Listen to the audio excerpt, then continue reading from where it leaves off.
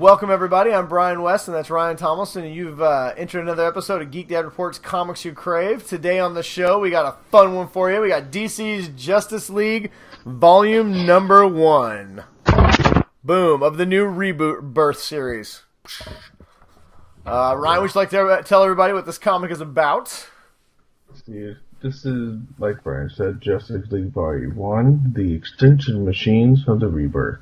It is written by Bryan Hitch and illustrated by Tony S. Daniel. Oh, I love that guy. It's 168 pages. You can buy it on January 24th of this year, obviously, and it is $16.99.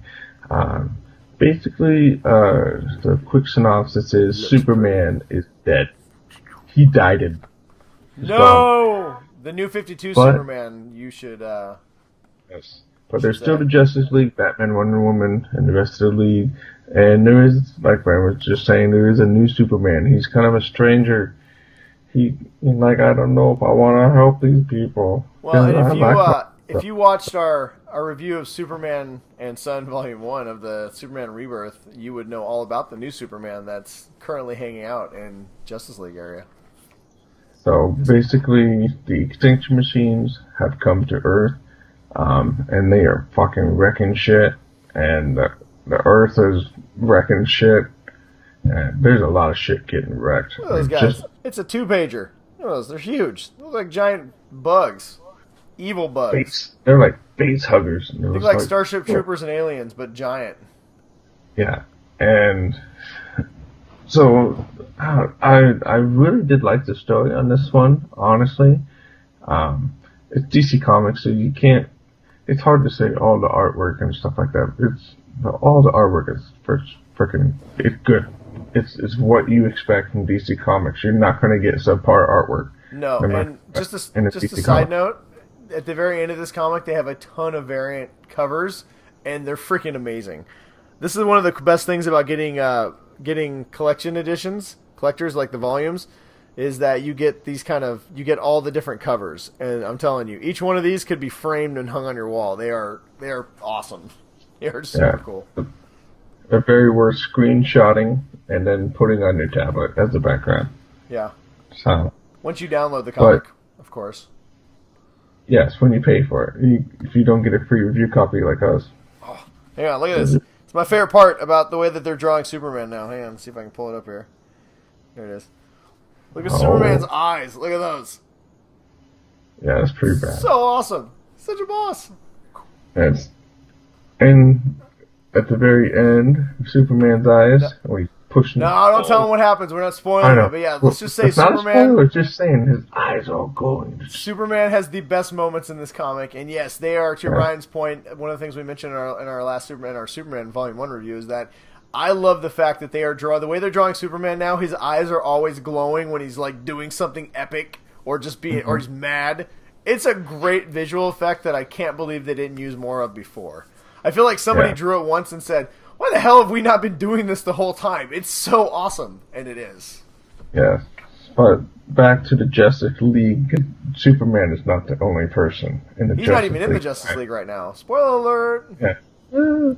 So basically, there's the Reapers, I think, are coming basically, Earth is just under attack. Yeah. And they're getting effed up. They're getting screwed by two different entities. The Reapers, who are coming, controlling trying to take everybody, and then all these people get possessed and turn into these giant, weird glow monster things. I really enjoyed this comic, but the story is really confusing, and it doesn't give you any answers. You have no idea what's going on. But it's literally 160 pages of action. It's like a Zack Snyder movie. It does not let up. No, really it's great. I mean, it like Bryan said, it's pure. If you're looking for a comic that it's going to keep you seated until you start to finish, this is going to be one of them.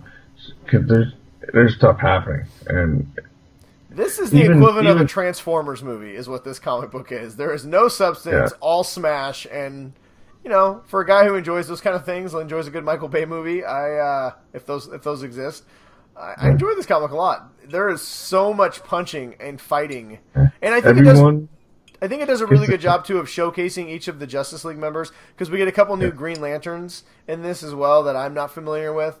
I didn't read a ton of the New 52, and I'm not caught up to all the new characters, but this Justice League has two, a male and a female Green Lantern that are not Hal Jordan. But they do a good job of showcasing everyone's power. So if you're not familiar with the Justice League, you're going to be confused by the story because a lot's going on. They never tell why all these different people are here. They never tell what they're doing. You just have to stop them. It's just a reactionary comic of shit's going to explode, the world's going to die, we got to stop it, and we got to go recruit that Superman guy who we don't quite trust yet. Yeah, and like Bryan said, everyone kind of gets a chance to shine, even Aquaman. Aquaman gets a chance to... Okay, Aquaman's story is the weirdest of the group, though. He's got these crystal figurines that I still don't understand how they help save the day. No, not just they're astrological. Oh figurines. My god! Okay, that to me was the weakest part. He's got a little Aquarius and right. a little balance scale and a Pisces. I'm pretty up to date on my DC knowledge, and maybe that's a deep cut that I'm not aware of. But I had no idea what. Aquaman's entire story centered around taking these crystal figures around to different parts of the world. He had the weakest part of this whole thing, I'm not going to lie.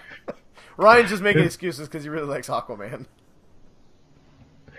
I'm just trying to... You're an Aquaman apologist. I'm not an Aquaman apologist. I think everybody needs their chance to shine. You were so happy that they cast Jason Momoa with his giant pecs. He's the special kid in the group, right? He's the one that gets the participation medal, like, after the whole Justice League has been... You know what? Don't say that, because Jason Momoa will punch you in the face. Yeah, that's true. Anyway, back to this comic. I really liked it, though. It was, like I said, it was good. There's not a lot of substance there, but there's a ton of style. The artwork's amazing. Yeah, but do we need it? Do we need substance? Well, I think... here's the deal. I want a Justice League comic book so I can just see everyone just punching the shit and beating everything up. Well, that's all I want. I will say I've read some great Justice League stories that have substance and style, but not that this one isn't... Okay, so here's the thing. It's not that this comic has no substance, so I don't want to make it sound like there's nothing here. They just don't do a very good job of explaining anything. I'm sure that they will. This is definitely a bigger story that's going to play out, I'm guessing, over the year for Justice League. I feel like this isn't the end of the story. This is just the beginning, so we're going to get much more payoff. But it's just as... But I can't review this story. I have to review this collected volume. And unfortunately, in this collected volume, at the very end, you're left asking, that was awesome, but who the hell were any of these people? Yeah, like, where did they come from? What was the reasoning for any of this? How did Aquaman find these crystal... Who's going to rebuild the planet because half of it's been destroyed? Yeah, I mean, it's... Why is Aquaman playing with crystal figurines? I'm not really sure. Yeah. So, yeah, it left me with way more questions than an answer, but I did like that it did move forward the whole storyline that we did touch base on, like I said, on our Superman Volume 1, about how the Justice League, this is a different Superman than they know, and they don't quite trust him. So it kind of moves that forward a little bit towards Superman inevitably be joining the Justice League and his integration into this new Flashpoint world. It basically just showed that no matter what, never fuck with Superman. Yeah, don't. I can say, like, for the record, I am. What they are doing with Superman alone has got me. I mean, I've never been off the DC train, but the New 52 was kind of hit or miss for me. I am so far on board. I mean, I may be a Superman fan. I'm not really sure. I'm not quite 100% positive, but what they're doing with him now, I am sold, man. He is. They took him from being kind of this like guy to he is the baddest dude in the DC universe. This is how you know. The whole Justice League and the two Green Lanterns are trying to defeat this one thing in the very beginning. Nobody can really figure it out and all that stuff. You know, and they're just they're trying really hard. Somebody goes, you have to call him. No, Superman just... No, but before he shows up, they're like, you gotta call him. And he's like, no, I don't have to call him. And they're like, Bruce, you gotta call him. Yeah, and so they're all fighting, they're trying to figure it out. Everyone's getting off. Superman just flies in and just starts blasting shit with his eyes. Laser beams everything. He's like, hey, guys, just go for this. I scanned everything when I was flying in. Just hit this. And then they all hit it, and it win. And Superman's like, peace, I did my shit. Yeah, and then he flies into the core of the Earth. Yeah. You know what? I don't want to spoil it. I don't want to spoil anything. And then does something so awesome that you're just like, oh my god. In the core.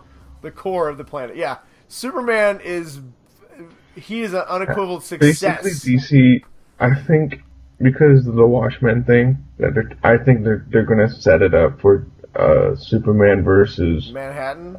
Dr. Manhattan. Oof, that's gonna be crazy.